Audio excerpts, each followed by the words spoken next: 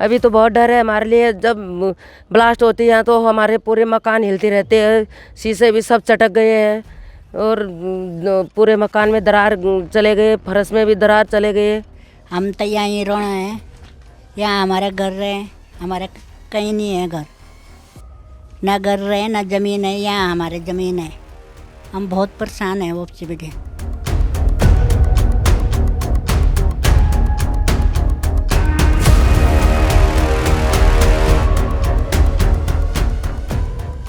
जहाँ पर इस वक्त मैं खड़ा हूँ, जो आपने सड़क देखी, ये मैं उत्तराखंड के ऋषिकेश से थोड़ा सा आगे, तकरीबन 30 किलोमीटर आगे अटाली जगह पड़ती है, अटाली और ब्यासी। अटाली के एक परिवार की, एक दंपत्ति का ये खेत है, जिस खेत पर इस वक्त मैं खड़ा हूँ। वो जो रोड आपको दिखाया कैमरे में, वो रोड बनकर आ रहा है, जिसके जस्ट सटा हुआ जो आप ये बोर्ड देख सकते हैं, नीले बोर्ड, यहाँ से L&T जो कंस्ट्रक्शन कंपनी है वो एक टनल का निर्माण कर रही है रेलवेज़ के लिए।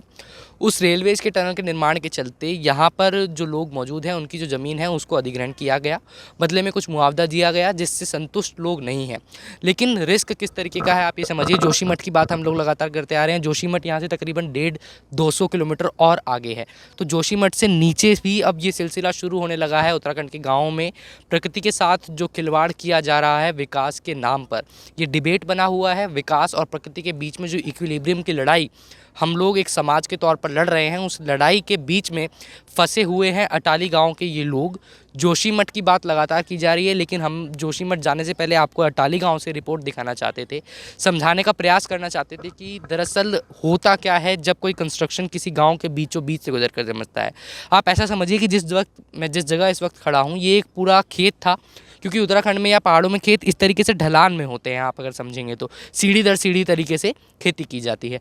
तो ये पूरा एक पहाड़ था जिसको काट के टनल का रास्ता बनाया गया। अब हुआ क्या कि यहाँ से जो खेत थे ये धंसने शुरू हो गए। वो जो पल्लड़ आप पड़ा हुआ देख रहे हैं, ये पूरी एक ज़मीन लेवल पर हुआ करती थी, यहाँ से धंसनी शुरू हो गई, मकानों में दरारें आनी शुरू हो गई, जिसको लेकर यहाँ की जो परिवार वाले हैं वो चिंतित हैं। चिंतित दरअसल इस बात को लेकर भी है क्योंकि अब बारिशें आने वाली हैं, और जब बारिश आती हैं ऊपर से नहर आएगी तो पानी पूरा नीचे की तरफ आएगा, और जब पानी नीचे आएगा मिट्टी खोखली होगी तो पानी को सोखने की जगह नहीं होगी। और परिवार के जो मकान हैं आप देखेंगे यहाँ से, तो ठीक सामने मकान बने हुए हैं, बच्चे खेलने के लिए आते हैं, तो खतरा जान का पूरी तरीके से बना हुआ है।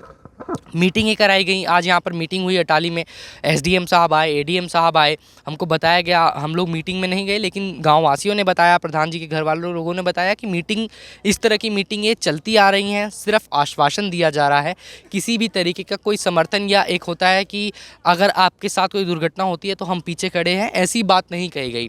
ना ही परिवार वालों को, गांव वालों को जब उनकी ज़मीन अधिग्रहण किया जा रहा था तो ये बताया गया कि इस तरीके का खतरा हो सकता है। जो दरारें आप विजुअल्स पे अपनी स्क्रीन पे इस वक्त देख रहे हैं, वो दरारें भी उस कंस्ट्रक्शन के चलते ही आई हैं, खुद कंस्ट्रक्शन साइट पर दरारें आई हैं। तो ये एक तरीके से अंजाम है जब प्रकृति का रास्ता काट कर हम विकास का रास्ता से इस शहर को, एक गाँव को जोड़ने का प्रयास करते हैं। अरे देवी जी, ये जो टनल बन रहा है इसके चलते मकानों में दरार, आपके मकान में भी दरार आई है? हाँ, हमारे बहुत सारे हैं, गौशाला में भी आए। वो पहले हमने वो मकान बनाए उसमें भी आए, फिर दूसरे वाले भी बनाए उसमें भी आए। हमें तो बहुत परेशान है यहाँ, यहीं की रहने वाले। अब ये 2-3 साल हो हमारा मकान बनाते, उसी टाइम से हमारे बहुत खतरे हैं यहाँ पे, जब से टनल शुरू हुआ जी। तो मकान को लेके आप डरे हुए हो क्योंकि दरारें आ रही हैं, तो आगे और नुकसान हो सकता है, क्या आपको लग रहा है? हो सकते हैं भैया। अभी तो बहुत डर है हमारे लिए। जब ब्लास्ट होती है तो हमारे पूरे मकान हिलते रहते हैं, शीशे भी सब चटक गए हैं और पूरे मकान में दरार चले गए, फर्श में भी दरार चले गए। पहले हमारे वहाँ थे, बाज़ार में थे गांव, वहाँ से भी हटाया उसने, तब फिर यहीं भेजा, हमें यहीं बोला यहीं बना दो अपने खेत में, फिर यहीं से भी हटा रहे हमें। पहले से हमारी ज़मीन थी, ढाल में थी, ये तो ऐसे ही था पहाड़? हाँ, पूरा था, खेती थी। हाँ। और इन्होंने कटिंग किया इस पर टनल के लिए, और टनल बनाने के बाद थोड़ा ज़मीन ये बैठ गई। बैठने से क्या हुआ, उधर दरारें पड़ गई, खेतों में भी मकानों में भी। और अब देखो क्या करते हैं सरकार। तो कितना टाइम हो गया दरारें आप लोगों के मकान में आए हुए? दरारें धीरे धीरे आई है, अभी 1.5 महीना करीबन हो गया। 1.5 महीने से दरारें आ रही हैं। तो ये इसके नीचे से जो पहाड़ी आप लोग देख रहे हैं, इसके नीचे से टनल जा रही है रेल की? इसके नीचे से ये ज़मीन आप लोगों की थी, गाँव वासियों की, जो ऐसे काटा गया पहाड़ को और मुआवजा उसका आप लोगों को दिया गया। मुआवजा तो ये जो कंस्ट्रक्शन इसके नीचे चल रहा है उसकी वजह से दरारें आप लोगों के मकान में? दरार है। तो ज़्यादा नुकसान हुआ है, कम हुआ है क्या? नुकसान तो काफ़ी हो गया ना, उधर खेत बैठ गए, नुकसान तो बहुत हुआ, मकानों में दरारें पड़ गई, नुकसान तो बहुत हुआ। ये वो कंस्ट्रक्शन साइट है, आप मेरे पीछे देखिए जहाँ मैं खड़ा हूँ। यहाँ पर ये इतने चौड़े चौड़े लगभग 1 फुट के गड्ढे और गहरा गड्ढा, यहाँ से पीछे आप देखेंगे तो काफ़ी गहराई में वो टनल का काम चल रहा है।